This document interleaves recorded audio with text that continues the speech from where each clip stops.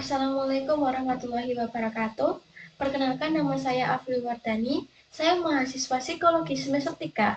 Hari ini, dalam mata kuliah psikologi pendidikan, saya akan membahas topik yang sangat relevan di era digital ini, yaitu penggunaan teknologi dalam pendidikan. Mari kita mulai dengan melihat bagaimana teknologi telah menjadi elemen transformasi dalam pendidikan modern. Saat ini, teknologi tidak lagi hanya sebagai pelengkap, tetapi sudah menjadi pilar penting dalam pembelajaran. Bayangkan, dengan teknologi kita bisa menciptakan pembelajaran yang lebih interaktif, seperti belajar sains melalui simulasi digital, atau lebih menarik seperti video yang interaktif. Hal ini bisa membuat inovasi baru dalam proses belajar yang lebih efektif. Namun, tidak semua berjalan dengan mulus. Ada tantangan yang perlu kita hadapi, seperti akses internet yang terbatas di berbagai daerah. Jadi, teknologi memang membawa manfaat besar, tetapi kita juga harus mempersiapkan diri untuk mengatasi hambatannya. Seperti yang dikatakan oleh Indah Sari dan Sumirat 2023, teknologi mampu menciptakan pengalaman belajar yang lebih interaktif, menarik, dan efektif. Ini adalah peluang besar bagi dunia pendidikan kita.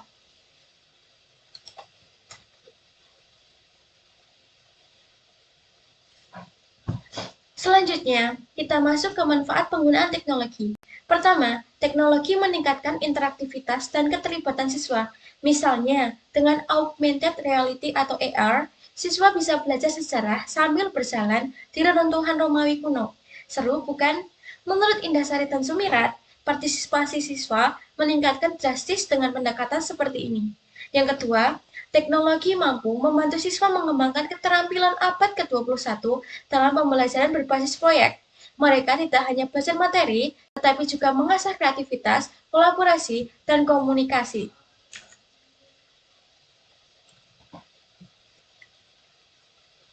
Yang ketiga, akses pembelajaran jauh lebih fleksibel.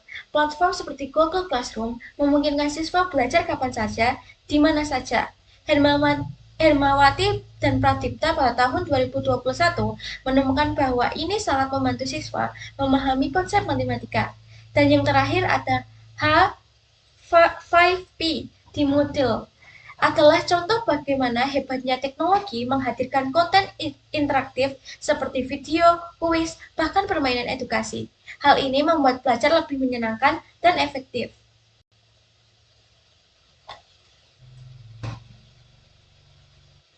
Tantangan penggunaan teknologi dalam pembelajaran. Teknologi sendiri memiliki beberapa manfaat, namun teknologi juga memiliki beberapa tantangan loh. Yang pertama, ketergantungan siswa pada teknologi bisa mengurangi kemampuan mereka untuk berpikir kritis. Jadi, penting bagi kita untuk membatasi waktu penggunaannya. Yang kedua, ada masalah aksesibilitas. Di wilayah pedesaan, tidak semua siswa mempunyai akses ke perangkat teknologi atau internet. Hal ini juga harus menjadi perhatian khusus. Yang ketiga, ada peran guru sebagai fasilitator. Peran guru sebagai fasilitator sangat penting. Guru memerlukan pelatihan agar para guru dapat menggunakan teknologi dengan baik dalam pembelajaran. Dan yang terakhir, baik guru maupun siswa masih perlu waktu untuk beradaptasi dengan teknologi, pelatihan, dan pendampingan. Hal ini akan menjadi kunci agar mereka dapat memanfaatkan teknologi secara optimal.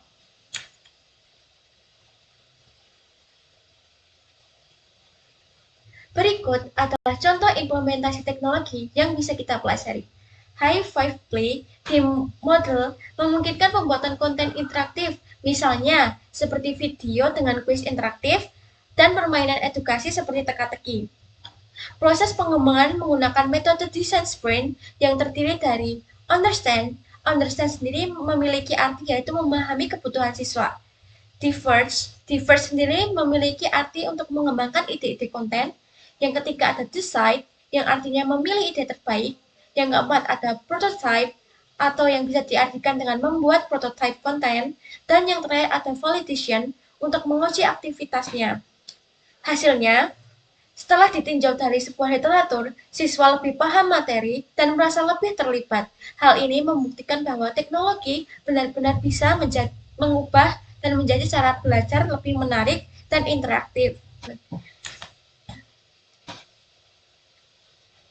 Selain metode Hi5P, Ada pembelajaran berbasis proyek atau PBL dengan integrasi teknologi. Contohnya, membuat video dokumentasi tentang isu lingkungan menggunakan aplikasi seperti Canva.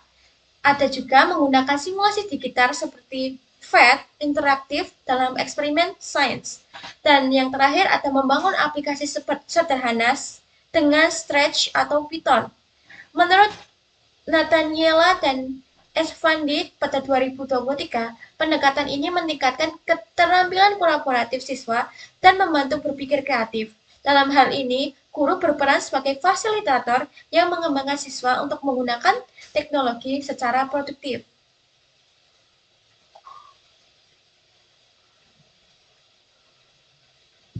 Sebagai penutup, mari kita simpulkan manfaat teknologi sendiri yaitu ada meningkatkan interaktivitas, memberikan fleksibilitas belajar, dan mengembangkan keterampilan abad ke-21. Tantangannya sendiri ada tiga yaitu aksesibilitas yang belum merata, ketergantungan siswa, dan juga kebutuhan pelatihan guru dan juga siswa. Bagaimana solusinya? Tentu saja dengan pelatihan teknologi untuk guru dan juga siswa. Dan bisa juga dengan pengembangan infrastruktur terutama di daerah terpencil. Seperti kata pepatah modern, teknologi dalam pembelajaran bukan hanya alat, tetapi jembatan untuk menjadi pengalaman pendidikan yang lebih baik dan relevan untuk era digital. Jadi, mari kita gunakan teknologi untuk membawa pendidikan kita menjadi level yang lebih baik ke berikutnya. Sekian presentasi yang dapat saya sampaikan berdasarkan dari tinjauan literatur saya sendiri. Saya Afril Mardani pamit undur diri. Jika ada kesalahan kata, saya mohon maaf. Wassalamualaikum warahmatullahi wabarakatuh. Terima kasih.